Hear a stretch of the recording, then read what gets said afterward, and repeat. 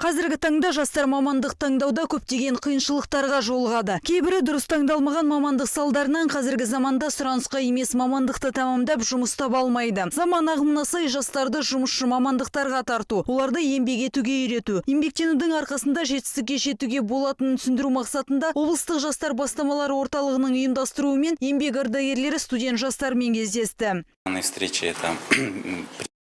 Шараның басты мақсаты ұрпақтар арасындағы сабақтастықты нығайту. Кездесу арқылы жастарды еңбек етуге шақыру, шыдамдылық пен төзімділік еңбек арқасында көптеген іске қол жеткізуге болатынын түсіндіру.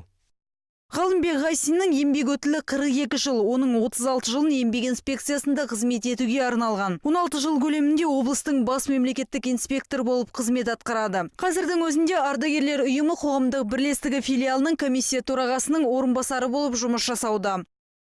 Айтатыным, тиянақты оқып, қажырлы еңбек ету керек. Содан кейін барып қызмет те болады, одан кейін барып бақыт та болады, қуаныш та болады.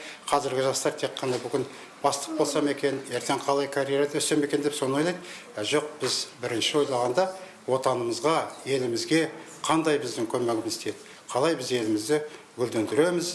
Алдыңғы президент қойған мақсат бойынша 30 дамыған елдердің қатарына қалай жетеміз деп, соған атсалысу керек. Кездесу барысында ардагерлер жастарға өздерінің еңбек жолдары жайында баяндап берді. Сонымен қатар жастар қызықтырған сұрақтарына жауап алды. Ұйымдастырушылардың айтуынша, ұрпақтар арасындағы сабақтастықты нығайту мақсатында өткізілетін іс-шаралар алдағы уақытта да жалғасын табады.